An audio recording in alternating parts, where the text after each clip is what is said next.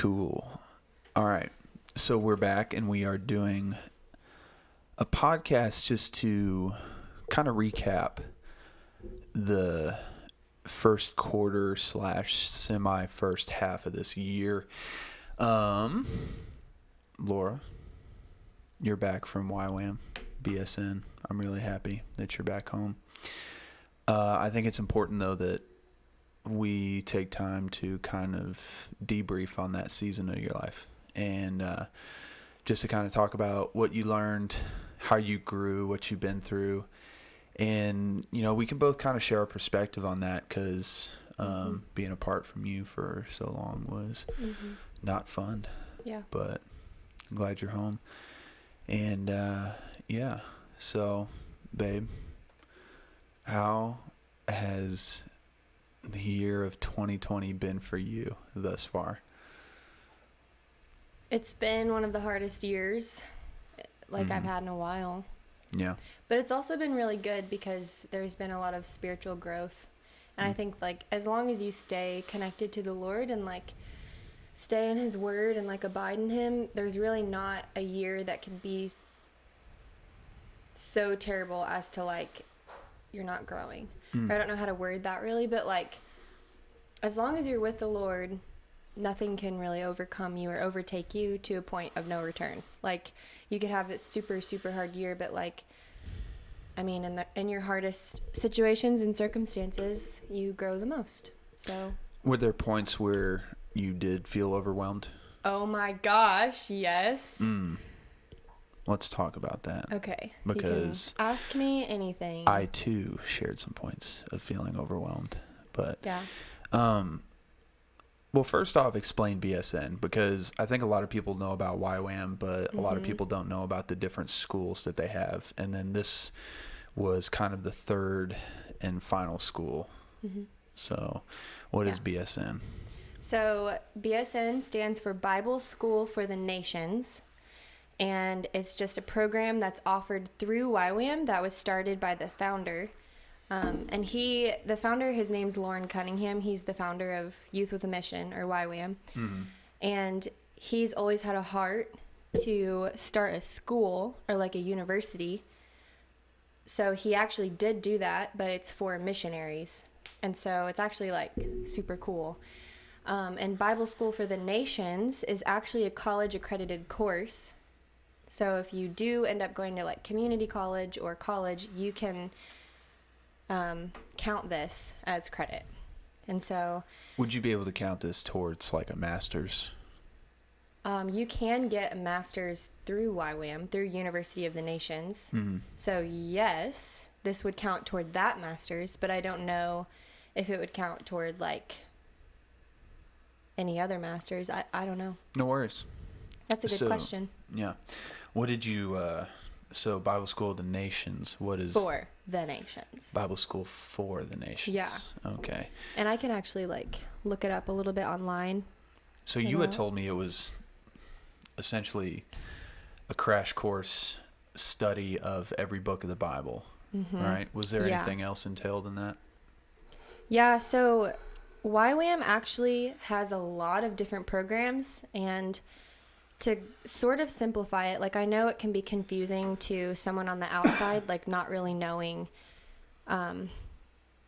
what it all is, because unless you're in it, it's kind of hard to see everything and see the big picture. So imagine an umbrella, and that's called YWAM, Youth with a Mission. And so it's a nonprofit, and the whole entire organization, no one pays anyone on payroll as far as I'm concerned. Every missionary that works for YWAM, it lives off of support or has some income coming to them from outside of YWAM. So, and a lot of times they don't even like to call it an organization. They say it's more of a movement. And so it's all of these people moving toward God's call to disciple all nations. And so that's the heart of it, is God called us to go to every nation and make disciples. And so it's the movement to spread across the entire globe, going into nations that aren't really reached, and reaching those nations with the gospel. So under the umbrella of YWAM, there's lots of different programs. Most everybody, actually every single person that wants to join YWAM, the first program that you do is called Discipleship Training School, or DTS. And that's the first thing. So some YWAM bases require that you just do a DTS and then you can join staff. Other YWAM bases like you to do a couple programs before you can join staff. Like I know the YWAM base in South America, so in Chile, is called YWAM Chico. And they just require that you do a DTS and then you can join staff. And so a lot of other bases are like that. Like I think the base in Ukraine, which I've been to, they require the same thing. Like you can just do a DTS and then join staff. But the one in Louisville requires that you do 2 programs and then you can apply for staff. Another program that's really similar to Bible School for the Nations is School of Biblical Studies, which is the SBS, and that's actually 9 months, and you do go over every single book of the Bible. So did you all do that this time? So no, because we are doing Bible School for the Nations, BSN, and we're only given 4 months. So it's a 4-month lecture phase, and then the last month is an outreach wherever. And what's unique to Bible School for the Nations is the certain discipleship or teaching model that we use. And we use BELT, which I'm actually going to look that up right now. But Bible School for the Nations. I'm just going to click on the first one that I find. But BELT stands for like Biblical Education Leadership Training or something like that. And basically it's like it's an already built education model that you can take into any nation and teach.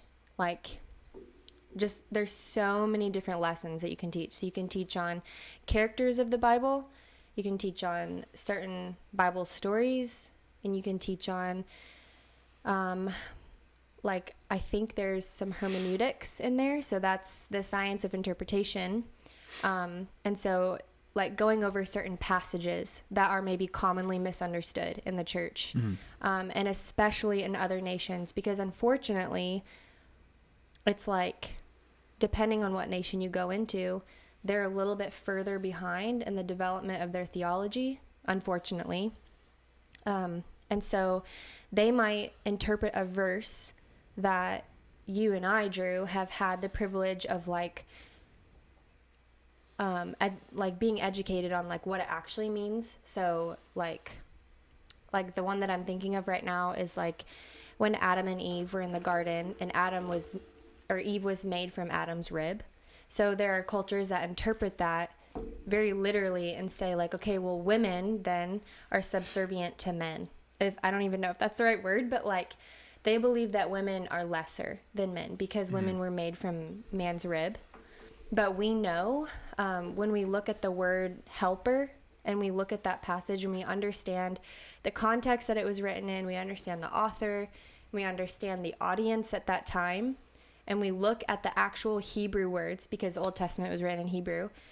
So if we look at the Hebrew word for helper, we see all of the other places that it was written in Scripture and that same Hebrew word was used, and we compare how that word was used in all these other verses, we can see that actually doesn't make women submissive to men at all in the unhealthy way. It's like we really have to look at these verses and then reveal the actual truth to people, because if you just read it word for word, like most people do, that can like cause a lot of problems, and a lot of cults can be born from that, and like entire cultures, because they believe a certain passage in the Bible, it's shaped entire cultures. So we can go into different nations and try to shed light on verses, even though it's really hard, because once a culture or people group has believed something for so long, then it becomes like this like area of pride. Like, how can you come into my nation and tell me that I'm wrong?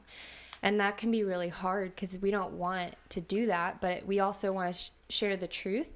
And so anyways, BELT is a model for teaching everything that we learned in our Bible School for the Nations program.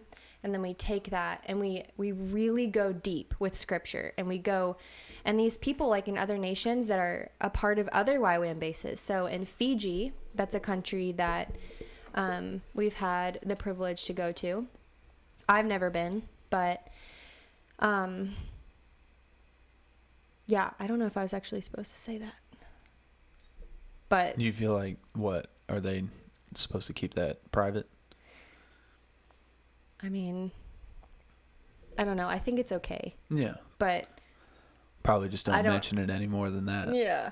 But anyways, like, that's a nation that they've gone into, and the YWAM bases there, or like church groups there, if they go through a belt program with actual trained belt teachers, they get a certificate, and then they have like, it's like a big thing in other nations. They're like, oh, I went through the belt program, and like they have a certificate, and it's like, it's an initiation into like, it's like really cool. It's like if you and I were to go to Sunday school every Sunday and like be like diving into scripture consistently, by the end of like however many weeks, we'll be a lot more knowledgeable in like the word. But these people are so intentional about it, and they really want to disciple their own nation, which is exactly the point. Like, obviously the Americans leave at the end of the day, so how much better is it to go and train the actual church leaders of that specific nation in a deeper scriptural knowledge, and then leave them with that, and then they can teach their own villages, and because really they are the ones that are most equipped to reach their nation. So it is it's like a program that involves just equipping people instead of bringing the gospel just itself.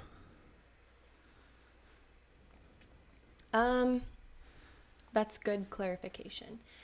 I think every outreach is different, or every mission trip is different. And so a lot of times our goal is, yes, we want to go deeper. And so we try to shape and plan our specific outreaches so that we are reaching a certain audience, so that they can like understand our teachings better. Because a DTS, or discipleship training school, is not going to go on the same type of outreach that a BSN student would. So a DTS student, they're more like oriented toward just telling people the gospel and like practicing that, and like really getting a feel for like what's it like to actually do that. A BSN student can't be a BSN student unless they've done a DTS. Yeah. So it's like they've had the groundwork, and now we're going deeper. And so, but since you really can never plan everything perfectly, sometimes you can have the intention of going and doing seminars. That's pretty much what a BSN outreach is like. You do seminars and camps where you're in a classroom, and people and men way older than you are like coming, and they've been a pastor for years, and they're coming to like learn from your teachings, which is like humbling for them. But so many people are so gracious and like loving about it. But our intention is to go and like do these seminars. But a lot of times, like, God has more than what you plan for. And like, he could really just say, you know, they just need to know the basics. And that's what you do. Like, you just feel it out, like, when you get there. But you fight for the reason that you came, and you fight to do the belt teachings that you wanted to do.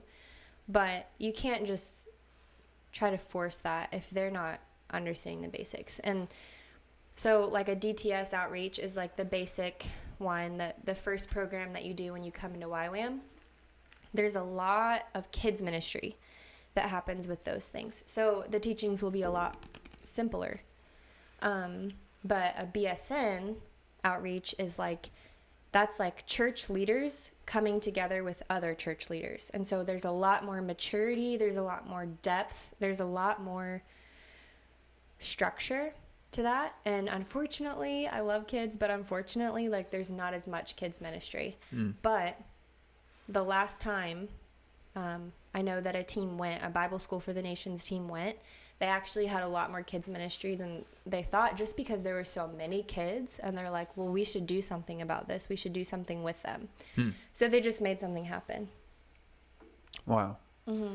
So you said this school, or at least this first, well, I guess 2020 with YWAM had been particularly rough for you? Was it just kind of the school itself was really like difficult and fast paced, or just has this year since it began in January just been kind of difficult? Because we haven't even talked about quarantine yet, you know? Yeah. And even before that, like when we talked every day and stuff, you were just telling me like, this is so different from DTS and SOMD. Was it just different because it wasn't as relational, or was it just more school related, or? Well, like if we skip to the beginning of BSN, I mean, the beginning of 2020 was pretty fun. I mean, we were like wedding planning and stuff, and like some parts of that was like crazy and stressful. Yeah. But BSN is really the thing that brought the most like conflict, I'd say, like not just in you and I, but like in myself, because there's a lot that I had to lay down. And I feel like for any girl who just got engaged, it's like the funnest thing ever to start wedding planning and like trying on wedding dresses and like going to bachelorette party and Full bridal disclosure, shower. I have no idea how engagement and like wedding planning is actually supposed to go, but everybody tells me by the end of wedding planning and then like the wedding day, they're like, I'm so glad it's done. You know? Yeah. And I guess me and you both are like at that point where we're like, I can kind of see that, you know, like just because like we've planned a little bit, then we've hit the pause button, planned So a little many bit more. times. And it's just different because circumstances outside of like us have really dictated that. Yeah. And I think that if we had had it our way, we'd probably be a lot further along. Yeah, we could have taken control of it ourselves and just said, no, like I'm just going to do what I want to do. But the plan before you asked me to marry you was that I do BSN. And so I think that kind of like set that in place, because it was like, okay, well, I already made this commitment. And that's really, I really felt like very strongly to stick with that commitment and not just say like, okay, I can't just like botch this because Drew asked me to marry him and now like I don't care about what the Lord wants me to do. Right. And one of the hardest things was surrendering my desire to like plan for a wedding, because you and I both know, like, since I've been in YWAM, it's such an intensive program and season because it keeps you so busy. Like, from the moment you wake up to the moment you lay down, to sneak in 5 minutes to text someone back, for me, is kind of hard because it's like I'm very, like, aware of people's needs. And so when I'm in the place that I'm at, I know what everyone around me is like needing and expecting from me, but then I also know what everyone back home is needing and expecting from me. And so I try to provide space for both places, and it's like super hard because it's like a really beautiful strength, but then also my kryptonite, because then I'm like paying attention to too many things. But anyways, like I really felt like the Lord was like, you know, it's okay to take a break from wedding planning, because the truth is Drew's made a promise to you, you've made a promise to Drew, and I've made a promise to you both. And it was just a season to really trust God, because I feel like wedding planning, like personal disclosure, I feel like wedding planning and like not letting go of that was my thing. That gave me a sense of like control, like, okay, like this is gonna happen, we can make this happen, like yada yada yada. But the Lord's like, no, like you can actually give this up in this season and I'll show you how I'll bring it back, type thing. So anyways, that was like kind of the beginning of BSN. But long story short, BSN was different than the programs I've done with YWAM before, but it was more intense because Bible School for the Nations is more advanced, and it's a lot more like a college course. And so there's homework every night, and they warn you there's 3 to 4 hours of homework every night before you do it. And so I knew that going into it, and I was like, I already was worried about how wedding planning was going to go. I was like, I don't know if I can do wedding planning and my homework. And I'm called to this program, and so I feel like one has to give. Yeah. So, yeah, but the cool part is in DTS we had a curfew, and we couldn't be on our phones past 10:30 p.m. and we had to do a mandatory quiet time from 7:30 a.m. to 8:30 a.m. In BSN, there's a lot more freedom. You're basically like honorary staff, even though you're not, but you have like staff privileges. So I didn't have to have a quiet time in the morning, even though I definitely wanted to. Like, I love spending time with the Lord in the morning, but I didn't have to. And didn't have curfew, and I could be on my phone like whenever I wanted / needed. And so I didn't actually know that going into it, and that's another thing I was like just so not ready for. I was like, oh my gosh, it's gonna be like so hard again.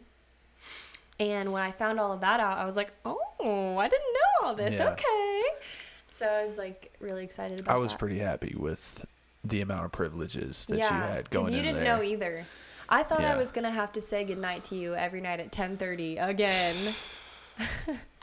Yeah, I was ready to hand you back over to YWAM the BSN because I knew that was part of the plan. Yeah, we started dating when I was like, we've only known each other basically with me being in YWAM. I mean, right now, we've been dating for like a year and 13 days. So, but we've been engaged. Right, seriously. Right, who's counting? I think on my end, just like the reality that I was experiencing was, of course, I didn't know what your days looked like at BSN and what the curriculum looked like, what the expectations were. All I knew was that we were engaged. Mm-hmm. And my situation was I want to participate in like planning the wedding and getting all that figured out.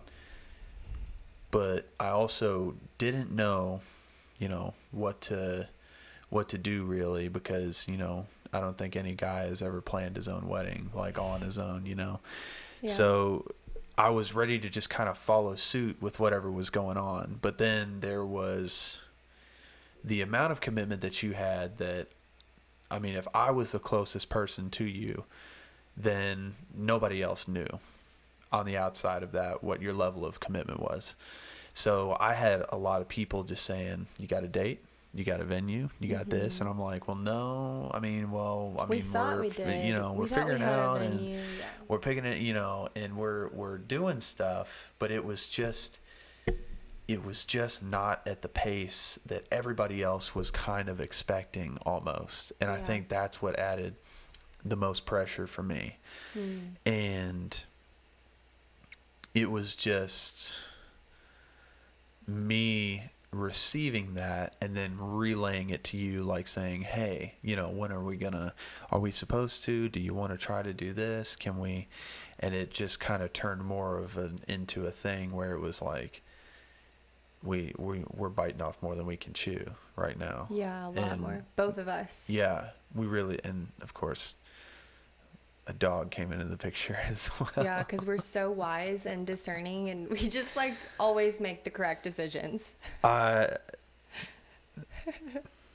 would like to say him. He's still in the family, but we just tried to take in a dog when you honestly sometimes you really feel sometimes like you are an adult and you're mature, and then you'll make a decision and you're like, oh, well, I was wrong. And they're like, I'm not.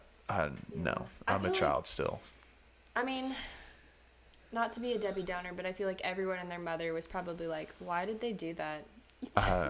But actually, I don't care. It's like, well, we I'll own love it. dogs, and we tried, and he's still kind of in the picture. But yeah, the dog's in the family. My mom has them and is taking care of them. It was just, I think we really, what is the thing? Put the cart before the horse type deal. yes, And we were that's, so ready to just like converge our lives together and just get going. And God was yeah. like, y'all are still back here, and you're trying to be here. Yeah, have you seen that video of the people that will run straight down the hill and then they'll trip and they'll like roll because it's like that famous race? Do you know what I'm talking about?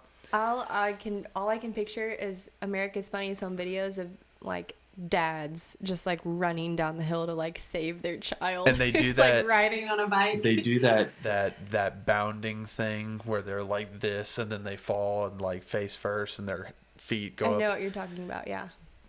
That was us. Yeah. You know? Yep. And I'm vulnerable and secure enough to admit that. But that was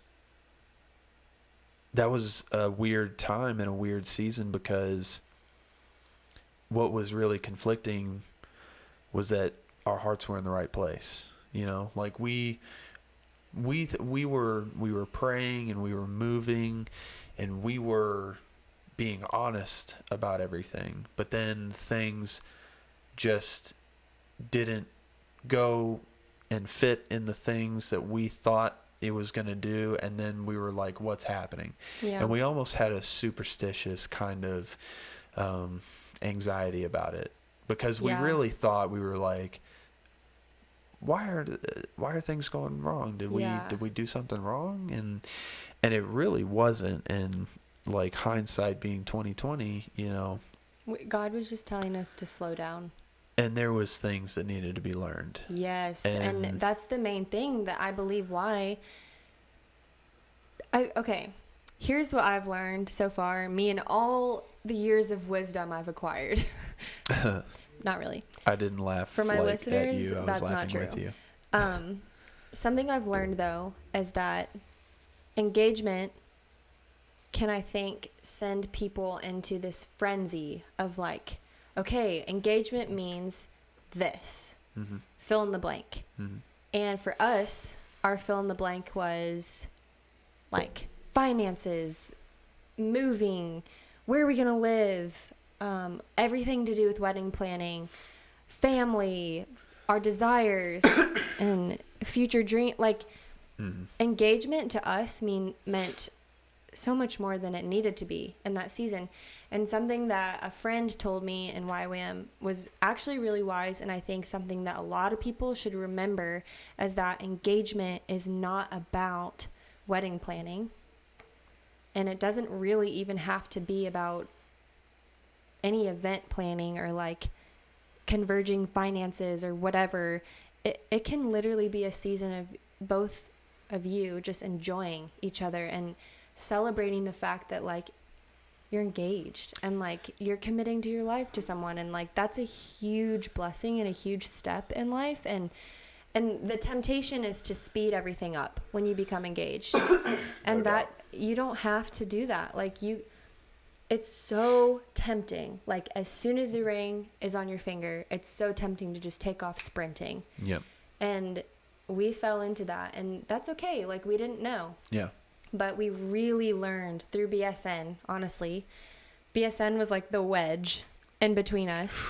BSN really slowed us down and honestly like gave us a chance to marriage plan in spite of wedding planning. Instead like, of wedding planning, yeah. Wedding planning is not a big deal. It's right. not. Like it's you. It's the marriage. That's the most important thing. In planning a wedding, you know, you can do whatever you want. Yeah, you don't need to listen to everyone and their mother about what you need to do, what you have to do. Like everyone's going to have a suggestion, but it's like, hey, you know, we're going to do like this day.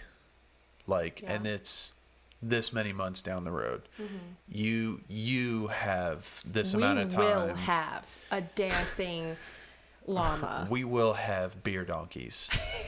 And for those who don't know, actually, those are donkeys that have saddles that carry beer. on this. And this is they're little miniature donkeys that serve drinks. This is a real wedding thing, and this is a thing that people do, and we completely have every intention to have farm animals and domestic animals present at our wedding, just kind of not playing any particular role besides being there. But you're absolutely right, though. Marriage planning is the thing that needs to occur, because even just yesterday, we were diving into what most people wouldn't recognize as spiritual intimacy, but we literally had a discussion about, long story short, how I suck at cleaning. But that's how it started. That's how it started.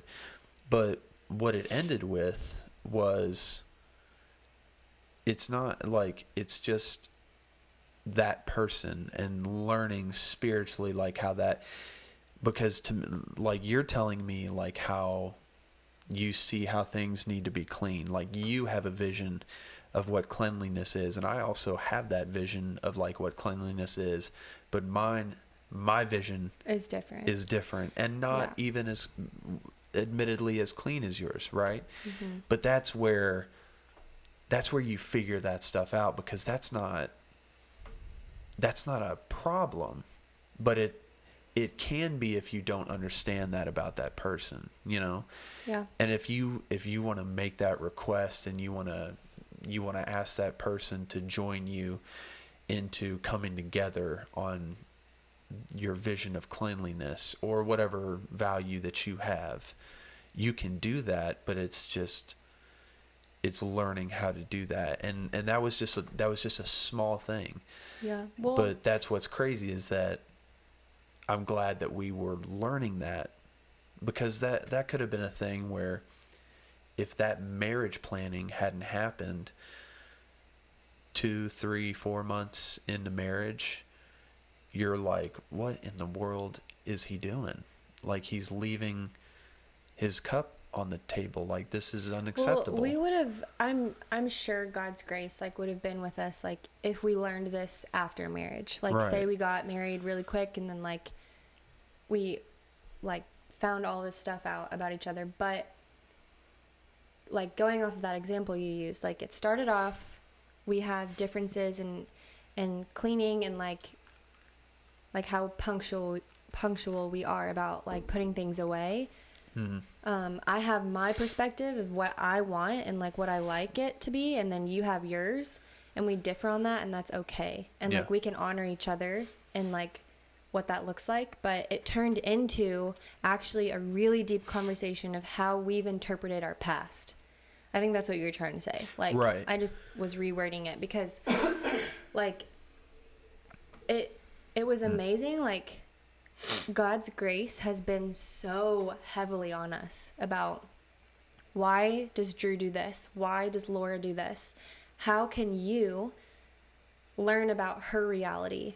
And something that we were talking about today from the conversation last night is okay, we are both so different. And the job or the point is not to make each other like ourselves. I have a different personality, a different experience, a different perspective. And because I don't understand yours, I try to make you fit into what I know. Right. And I try to make you see things the way I see it. But actually, I don't really want that, because I value the difference that you bring into my life. And making you like me is not loving and not what I'm called to do. God has called me to help you become the best version of you, not the best version of me. And so your calling is to push me to be the best version of me. And that's really, really hard sometimes, because we're so different, and it's almost like we're pushing each other into things that we almost don't agree with. But we know this person is really good at this. And this actually, I think, would be really good for this person in the long run. And it feels wrong. It feels like I'm pushing someone really deeply into something that's wrong, or that feels like it's taking that person away from me. It feels like I'm pushing someone into a place that's further away from me. And that's actually not true, but it feels that way, and it feels so wrong and so different. But like when I see, like, say you leave a mess out, I mean, that's like a really small example. I'm not trying to. No, it's fine. I don't know like another example, but like. No, but that is a thing that has been a subject of discussion, is like literally we have talked about how I go about cleaning. Yeah, and it goes to roots And from your past and how you think, and that's really important for me to know. Right. Like, how does Drew process stuff? Because you and I process things differently, we see things differently, and that doesn't mean at all that you're wrong. I cannot stop clearing my throat every time Just we do a podcast. try to take a drink of your tea or something. Yeah, I need to sip the tea. But yeah, like, it's not wrong, and like, I'm really learning more and more every day how my role in your life is not to force you to be anything that I think you should be. It's, God, how did you make Drew? And how can I push him to be exactly that? Exactly like your original design of Drew, your original intent, and almost like push you up away from me, closer to God. That's like my role in your life. And I'm learning so much more about that. And like, seriously, so to wrap everything up, like, God and his beautiful grace for us and love for us, he's given us a chance to lay this really solid foundation of what it means to step into a covenant with someone, why we're stepping into a covenant with someone, and what it means with him at the center. And basically, like, he's kind of like exposing all of our false expectations of what marriage is. And he's like, this is really what it is. No and if doubt. you really want to love my son, this is how I'm asking you to love him. And if you really want to love my daughter, this is how I'm asking you to love her.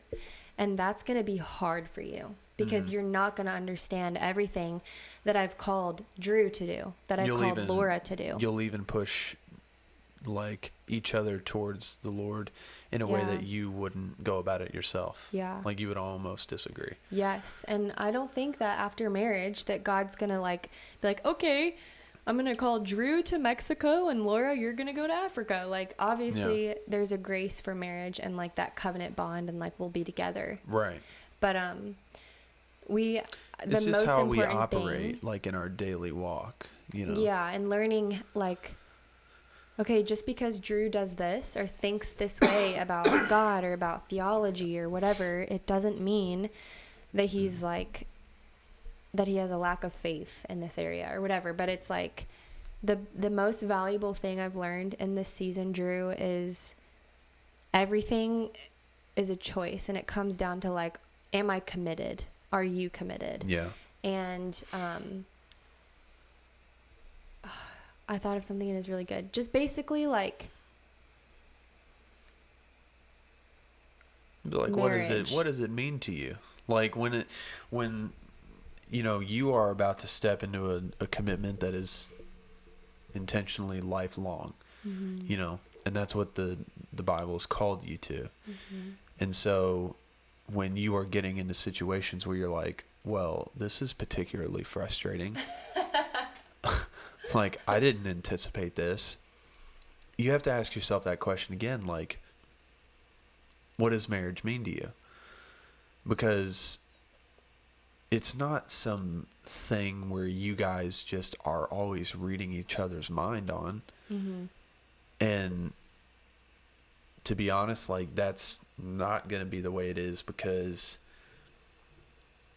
like, you may have that like with one of like your best friends, like one of your girlfriends or something, or like me with like Chase or Steve or Cameron, but you know, we don't live with each other, and we don't share lives that deeply, and we don't have to.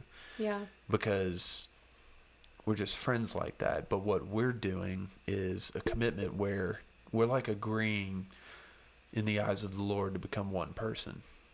And when you're that close, the little things that you wouldn't do the same as that person become bigger. And that's that's what you have to grow in. Yeah. And that's been like the fascinating thing for me, like as of late, because it's just like there have been a handful of times where we'll talk about a situation and then you'll say like what you're going to do about it or something. And I just kind of step back and I'm like, yeah, I just wouldn't have done that, you know? And I've told you that before, but not like saying that you're wrong or anything like that. But like, it was even, you had the option to come home from a few times. Yeah. You had a few options to come home and it would have been perfectly fine to like, according to what they said at BSN. Yeah. And you chose to stay. I can't stop clearing my throat. It's every time I do a podcast. It's insane. Okay. Oh, well. But there was, every single time you said, I'm going to stay, I honored it and I supported it. But then if you asked me, I'd tell you like, yeah, I wouldn't have done that. Mm-hmm. Be like, I would have come home. Mm-hmm. And that's fine. But it's like, it is those little things where you're like, wow, we do differ this way. So it's like, that's going to eventually like come up somewhere where we are going to have to come together, like even that tiny decision making. But it has been pretty, I guess, enlightening so far. To learn all that. I mean, I learned a lot about the Bible, obviously, like what I went to BSN for, but mm-hmm. I learned so much more than that because God is so good. Yeah. Like I learned, he just really slowed us down and in a loving way, because if we would have just gone at the pace we were going, I don't think we would have enjoyed each other or like marriage when we got to it, because I just think we would have just fallen flat on our faces and we would have had to like kind of re-collaborate and just kind of refigure things out like all over again. And it would have just kind of been for reasons that it wouldn't have had to have happened that way. Mm-hmm. So yeah, the Lord really like just kind of, he didn't throw anything off. He just slowed things down. Yeah. But how, outside of that's what I was about to ask you. Okay, perfect. I was going to ask you about quarantine. Perfect. So let's dive into quarantine. We're trying to stick to like a little outline that we have. We're not good at it. Yeah. But it's okay. So with BSN and quarantine and coronavirus, what all kind of happened for you? And just kind of go into that, and because on my end it was super frustrating. Yeah. But it's okay. Because you're home now. Yeah. Well, our outline, just for the audience, whoever's listening, is just 3 points. So the first point was BSN, like what is it? Drew's perspective, and then my perspective. And then the second point is quarantine. Right. And so I'll let you dive into that. While you do that, I'm going to grab a little bit more tea just for my throat, because I'm sure the audience... So I'm just going to be talking to the wall? No, I'll be able to hear you. I got you. I just can't... I won't be able to see you, so... Just tell me about quarantine. I'll listen. It's cool. I'll be right back. I'm over here. I'm with you. I'm with you. I'm with you in spirit. You got it. Okay, I can't, because I'll just talk to the audience. Okay, so for BSN, we pretty much, like, we would go to the base for class every day. And we had speakers come in, and we had like big lunches with everybody there. It's like a big cafeteria, or it's a gymnasium, but like everyone goes there for lunch and dinner. So we were obviously like everything was normal. And I wish I had my planner open, because I could like remember the exact week that COVID started to get really bad. So we were kind of talking about it like early March, like, okay, this like coronavirus is kind of interesting. Like, hopefully it stays in China. We'll see. And then all of a sudden it just seemed like it blew up in like 2 minutes. It got real bad around March 16th. And that is when, I was actually going to say that very date. Yeah. That's when everything kind of shut down. And then that's when y'all did your protocol. Yeah. So Like I said, everything was normal. We were all meeting together in big groups for like worship and meal times and class, and like everyone was working at the office. And then we had several base meetings talking about possibilities of all of that changing because of going into like a quarantine or like whatever. Give me those sweet tarts. You just tried to steal my sweet tarts. Give me those sweet tarts. Because then you're just going to chew in the microphone. I won't chew in the microphone. Just give me a couple. Okay. Yeah. That's why I didn't want you to, because it's so loud. I'm putting it away. All right. You've lost your privileges. Continue, please. If you make a noise, I'm totally kidding. I'm totally playing. So, yeah, everything started to get just kind of iffy, and we were noticing that coronavirus was spreading, but we were still kind of like, we don't think it's going to really hit America too bad. And then we had lots of like base-wide meetings, like, here's what we're trying to communicate to families and parents. Here's, if this happens, here's what we're going to do. And also just like a lot of eliminating fear, because this like encroaching virus was like getting closer and closer and closer. And it was like, okay, this is getting weird. Like a lot of people are dying from it. And then like we had 2 big meetings, base-wide meetings about like the 90% chance we were going to go into a statewide quarantine and what that would look like for us. And so because we were such a large community, we kind of had to create this really big bubble, because if one person got like the virus, all of us would pretty much be exposed to it. And then we would just have like over 100 people just floating around with this virus. And so we really had to cut ourselves off basically from the city of Louisville to protect ourselves from the virus, but also if one of us did have it, to protect others from getting it. And so we all had to like abide in the same rules and the same protocol. And we had to be really strict about it, because you're not just talking to like 4 people in a room and just saying like, hey, just try not to touch anybody. You're talking to so many people that you really like, the chances of someone being exposed to or being contaminated with the virus, it's a higher risk because there's more people involved. So you have to be really strict, because you want to eliminate all possible risk of someone being like exposed to it.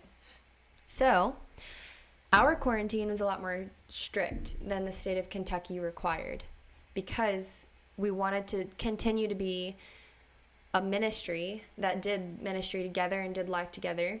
And a lot of people can't just like up and go home. They had the option. Like no one said you have to stay. Like the door was always open. Like if you don't want to be quarantined here with YWAM Louisville, you may go home and like be quarantined with your family. So it started off like there were lots of meetings, but say like the start of one meeting. So no more contact, like physical contact with anyone outside of YWAM. So I could still see you, Drew, but I had to remain no more than 6 feet away, or no less than 6 feet away from you. Mm-hmm. And then it progressed to I can't even see you at all. Within a day. Yeah, it just hit us really hard. A day. I have to emphasize that. But it's like we were not shocked. They did a good job at like warning us like this might happen. And if we do go into an official statewide quarantine, there will be no contact, no visitation with anyone outside of YWAM. And to describe the difficulty of hearing that, I almost can't, because it's not just like any long distance relationship. It's literally like someone just told you to your face, you are not allowed to see your fiance like and ever again. That's like what it feels like. It's like someone tells you, you don't make the choice. Someone tells you, even though your fiance is right down the street, you're not allowed to see him. He's not allowed to drive past your apartment. He's not allowed to hold a sign outside of your window. You're not allowed to see him. That was at all. more. That was more the kick of the teeth, like kicking the teeth than anything else. Was that you were 10 miles away from me? Yeah. I could have driven to you in 12 minutes. It would have been better, honestly, if I were like in another state or another country. That would have been understandable. Yeah. Like even y'all were planning on going to Mexico for your outreach, and y'all had a plan to do a mission trip, and so I would have been fine with that because I would have known the circumstances. Like, oh, yeah, I can't see Laura because she's in another part of the world. Yeah. But you were 12 minutes away from me. Yeah. And we weren't allowed to see each other. And it was just like the weirdest feeling ever. And the weirdest thing that I've ever had to go through. Something I never thought.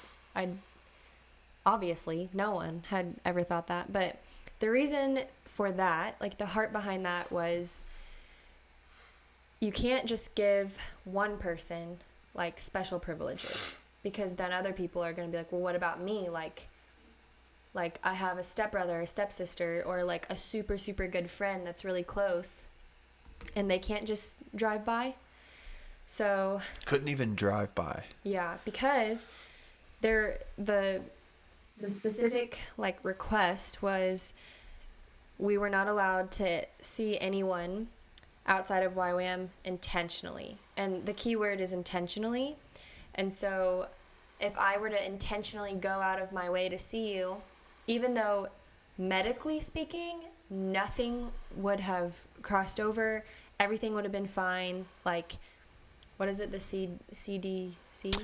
Yeah, the CDC. Yeah, they would have said, yeah, that's absolutely fine. He can stand across the street from you and wave to you in your own apartment, and it's fine. Yeah. But because of the fact that YWAM Louisville is a whole community, like we're like one entity, and we all abide with the same things and we do it together, I can't just kind of like do what I want, because it's like I'm not loving my neighbor. Like I could be causing like my friends and family in YWAM to stumble, and I'm exposing myself to temptation. Like if I see you, it's like, oh well, one little hug won't hurt anything, or like, oh, we could step a little closer than 10 feet. Okay, now we can step a little closer than 6 feet. It's fine, we're not touching. It's like if you open the window just a crack, like you're opening the door to a lot more risk. And yes, it's pretty overboard to some people in their opinion, but I do see the other side to it. That's like, well, there are some like people in the YWAM community that have compromised immune systems, and we just want to eliminate all risk. And so we need to make everything pretty strict so that there's an absolute assurance that no one is stepping outside of that. Yeah. And so it went from we can't stand closer than 10 feet to now we can't even intentionally see each other for 2 weeks. But we could talk and like FaceTime and obviously all that. But it just was really hard, because the thing that was being tested the most was our character and our integrity. And we absolutely had the freedom. I had the freedom to leave, and we had the freedom to see each other. You literally could have come home at any time. I could have, anytime. I literally could have packed up everything and gone, and some people would have been like, I don't blame you at all.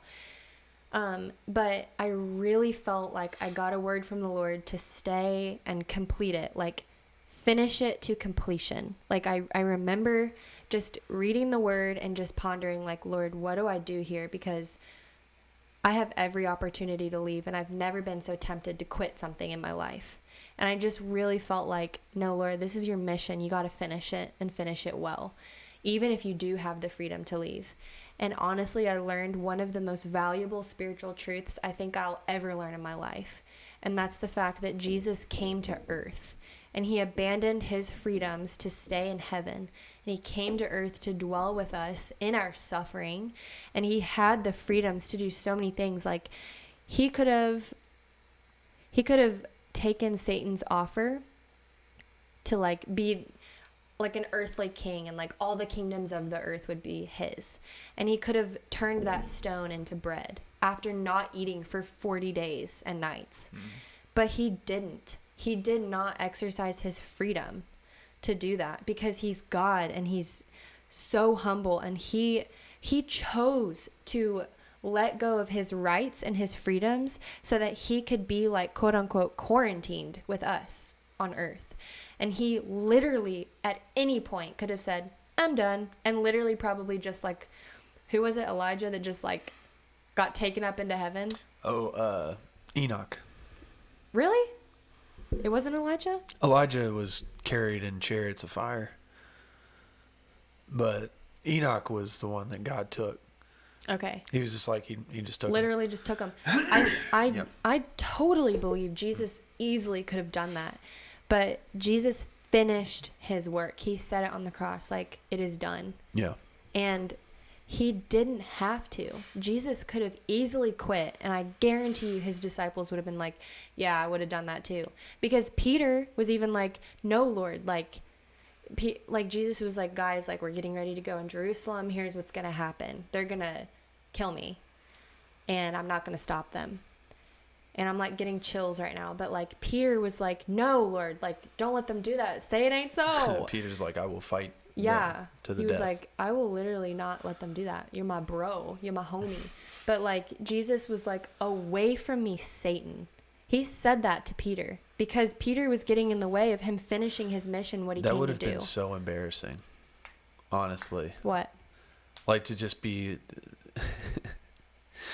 to just kind of be in Peter's position where you're like, you think it's virtuous and loyal and honorable to say like, I'm not going to let them kill you. You got to be kidding me.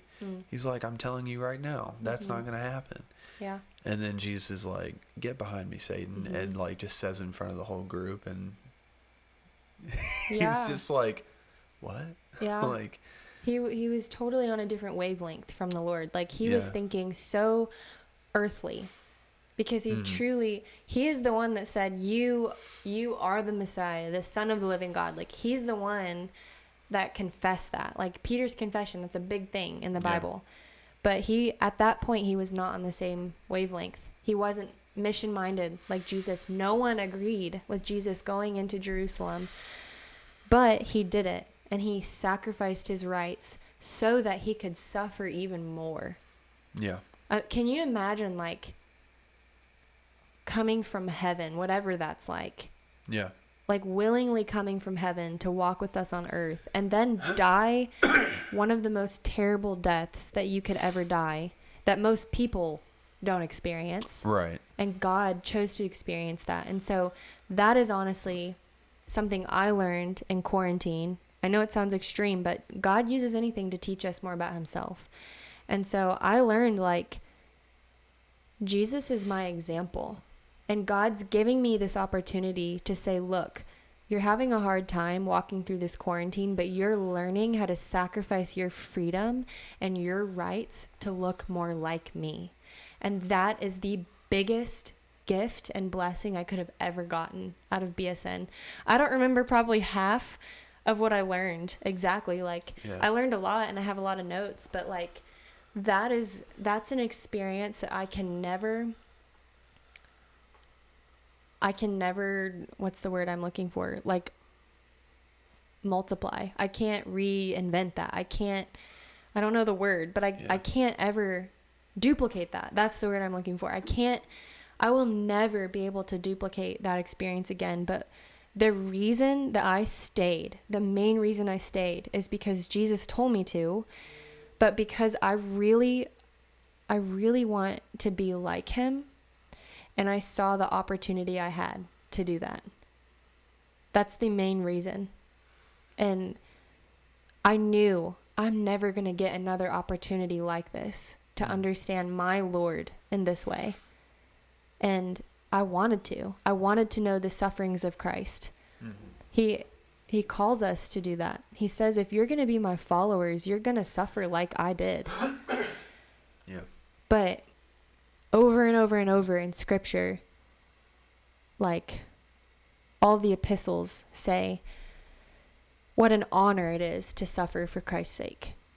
Yeah. And I got to be so nestled in God's word and truth, not because I was reading it all the time because of the class, but because I was walking through something that I've never experienced before. And his word was just popping out to me so clearly. Like, I was actually, in my own way, suffering for the Lord. And that is something I will never, ever take for granted. And I would never change for anything. Mm-hmm. And the crazy part is, I didn't suffer a fourth as much as other Christians in different nations suffer. Like, there are people that suffer because they don't have a choice, but then there are also people that suffer because they're living dangerously in another nation that the gospel's illegal, but they are sacrificing their freedom and their rights to live in that nation so that other people can know the Lord. And that's incredible to me, and that's the richest spiritual training I've ever had in my life, was going through something that difficult and sacrificing seeing my fiance for that. Like, I love you so much. Mm-hmm. And I know at times it felt like, man, she just must not really care, or like must not really love me. Yeah. Because she just won't quit. Like, why won't she just forsake it all to be with me? And there were so many times I was tempted to, because like so many voices in my head were like, you're crazy. Like, no one's telling you to stay except the Lord. But even he wasn't forcing me. I had so many things outside of YWAM that I could be doing. But that's what made it, that's what made me staying more secure. And that's what made my decision more decisive, because there was so much adversity. Like, yeah, if there wasn't as much temptation, I don't think I would really feel as strongly about it. But because there was so much temptation to leave and like, and just quit and forsake it all and be like, Lord, this is too hard. I can't do this. Yeah. I don't think the Lord would have been like, you know what? You failed. I don't think he would have said that to me. And I don't think that he would have even judged me for that. But I really believe, like, as I'm speaking to you right now, he gave me that trial. So that I could make a choice. Like, am I willing to accept and drink from the cup that he drank? Yeah. And if I would have said no, I think that he would have presented me another opportunity later. Mm-hmm. Will you drink from the cup that I drink? Yeah. And because I said yes, and I didn't stop saying yes, I feel like I really succeeded in like honoring the Lord fully. And I don't think that journey's over at all. I think that was just the beginning of like what's to come. But in no way did I truly suffer. Like God is so good and he loves us. I never was without food. Yes, I ran out of coffee and that sucked. But I always had a meal. The weather was freaking perfect. It was so beautiful. I went on so many runs. I was surrounded by a lot of people because, I mean, we were still, like, we live in a fourplex, so, like, a lot of people we still lived around, so I had community. We still did Zoom meetings and Zoom worship, and that was so fun, and, like, truly, like, to me, at times it felt like a prison, but it was like the most luxurious prison you could ever go to. You know, it's like I had my own bed. I had everything I needed. I had the best food ever. I had really good friendships, and I laughed a lot because I lived around really hilarious people. And yeah, it's like making an oasis out of quarantine. Yeah.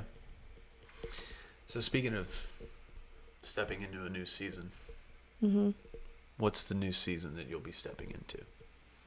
And what do you just what are your thoughts on that?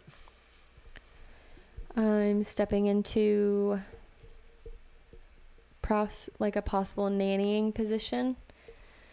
So, I like downloaded this app. So for anyone listening, like, it's great. Highly recommend. It's called Caregiver. And you can do like pet sitting and like childcare. And then there's some other things I forget. But I did childcare. And I'm hopefully going to start nannying for this family of like 2.5 little girl and 14-month-old little boy. And I'm like super excited. So that'll take up a lot of my time, I think. And there's still a lot that's developing under the surface, like with future plans with you and I, and like what missions looks like, and learning about you. Honestly, that's like my thing right now is, and our thing right now is like, we're really like every day it's something like we're like, okay, like I believe this and you believe this. So how can we like come together? And okay, maybe we can't come together, but how can we honor each other? Okay, we still really disagree and we don't understand really. So we are really coming together, and that's been like a journey and a mission. It's been fun. It's been so fun. Like today, that podcast that I was listening to, and then we talked so much about it. I just found so much freaking amazing, like spiritual growth and like truth coming out of that. And I was like, wow, God is like so intimately with us and for us, which that's something that I'm still just like so surprised to learn every day, is like, wow, God really is for us. That's kind of crazy. Yeah. So yeah, like that's pretty much it, honestly. So somewhat of a slower paced season, but still there are new things to learn, and it's not so much a season of rest, but it's just a change of pace and preparing for different things. Yeah. So. And I don't feel like as I was driving away from YWAM, like after moving out, I just got a really strong sense that this season isn't over. Like normally it would be like, okay, like one season ending, another beginning, woohoo, like everything's new. But I didn't feel that way. Like, yes, my circumstances and my scenery has changed, and obviously like who I can be around now, like you, and like we can actually touch each other. Yeah. That's all different, but in my heart, I feel like the Lord is still keeping me on this track and on the same pace of like what he's training me in. And like, I don't feel like, cause I've been in situations where like I told you, when I finished my last final at Asbury, I've never felt so joyful and elated in my life. And I actually felt like a season was ending and a new was beginning.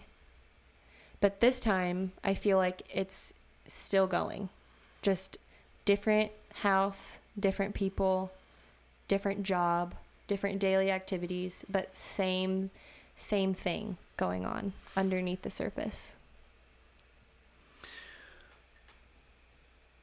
That yeah, that seems just like you're right, like it's the same chapter, but it's just simply kind of just focusing on a new thing almost, and that's good. Yeah. So what about you? What's So this what new about season me? look like with you? Yeah. Well, same season, but whatever. Same season, different I mean, focus. it could feel different for you. You know, I don't know.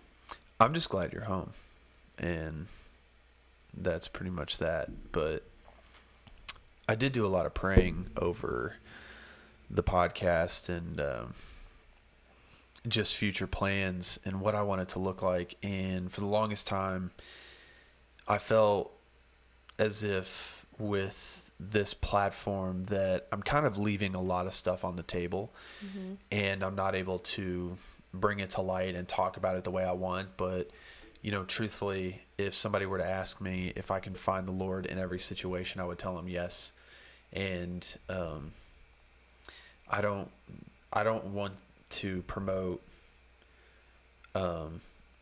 separating somebody from the Lord by saying you either have to, like, in order to be close to the Lord, you have to do something in ministry specifically. You can live a life close to the Lord in every aspect of your life and every aspect of your life choices. And that can be in pursuit of any career field, just as long as you know that that's your calling and you're wanting to be a light there, and that's your outlet of ministry. And I've said that before, but in all honesty, I think just kind of with what I've called this podcast, Life on a Mission and everything, like... Wait, are you about to drop some, like, big news right now or something? Oh my gosh. What are you trying to say? I'm trying to say... Give him a moment, people. Give him a moment. I'm changing the name of the podcast, okay? Yeah. I feel like you're going to hate yourself when you go back and listen. I already hate the way that I sound. You're going to be like, why did I do that? I can't. For people that listen to this podcast, and I'm just mainly talking to my grandmother, I really appreciate it that you listen to every episode. But I truly hate the sound of my own voice. I know some people say that I sound good or... Anyways, what are you changing your podcast to? Anyways, I'm going to change the name. Simply because I want this podcast to be more open to incorporating things that... You mean like... What are you about to say? Oh my gosh, can you let me finish? I'm just kidding. A, B, C, D, E, F, G. No time for TikToks here. That means the conversation is finished. No time for TikToks here. Anyways, are you saying that you're not going to interview like people that are in ministry anymore?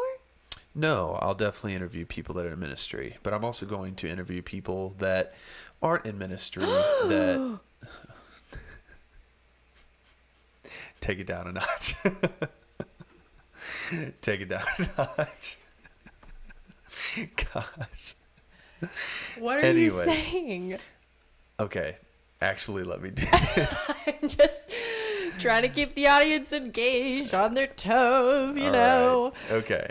It's exciting.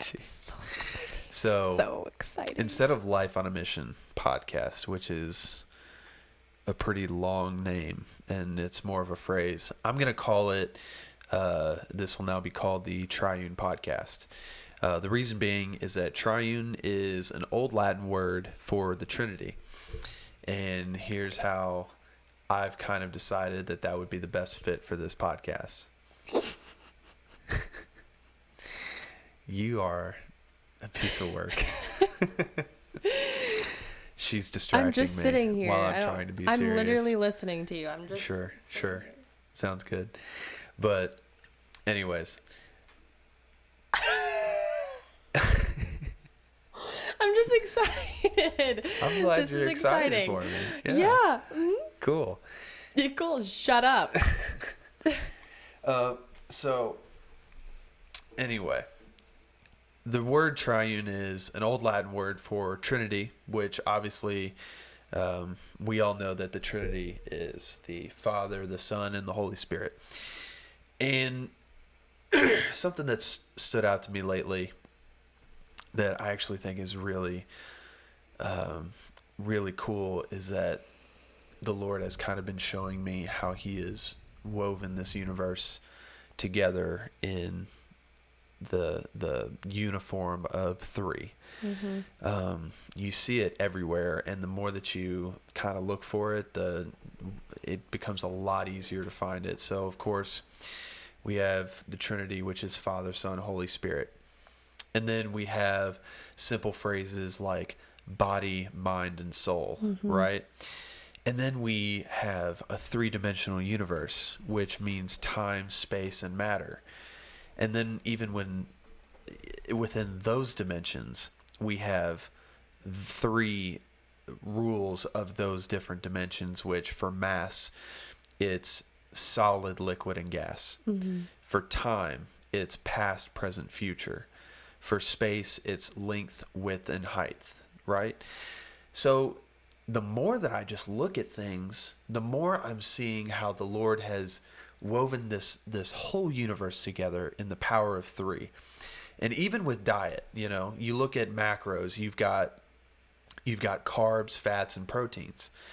And it's just simply like in everything that you see. And so along with that, I decided that I wanted to kind of have a name for the podcast that would invite all of that sort of thing.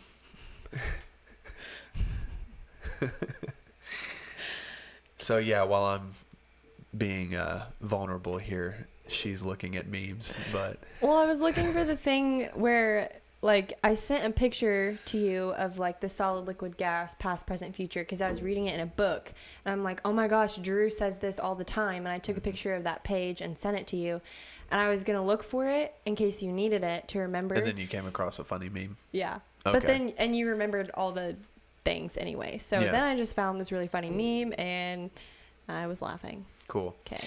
So along with that, now that that's going to be the name of the podcast and the brand, I'm going to be inviting a lot more people that, they'll be living their life on a mission, right? That'll be their outlet of ministry. That'll be their take on life. But we are going to talk a lot of things that involve body, mind, and soul. Mm-hmm. Because I believe, you can do a lot diving into things spiritually and having a lot of spiritual growth, but I think that there are also a lot more ways to invite the Lord into your life, whether that is, improving your mind, learning something new, learning things that you didn't know, and it's more in an academic sense. Other ways is your body.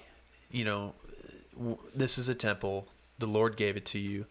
You got to honor it. You got to take care of it. You got to protect it. And so I'm going to be having people on that will be talking more about those things.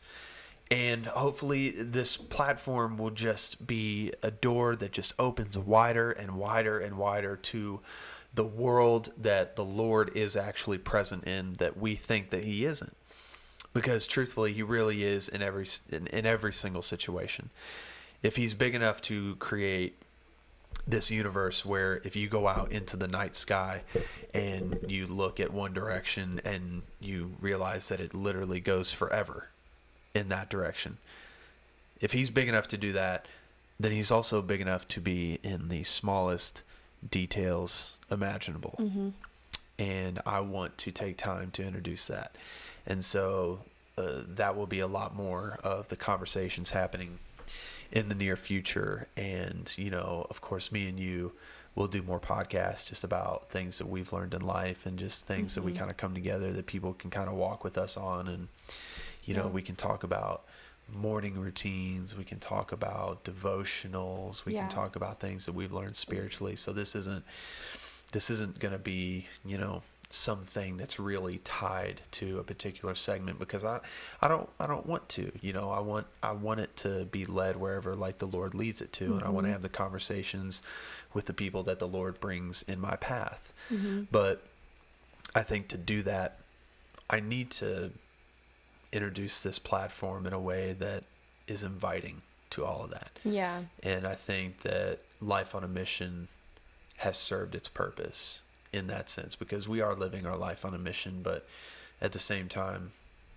it's such a long-winded title, and I want something that everybody can say. I know triune is a weird word, and it's an old word, but I think that it's something that, if you're able to say it and you listen to this, that's what you're going to know it for. Mm-hmm. And hopefully I'll do that old Latin word justice by, bringing in a lot of things that reinforce that ideology.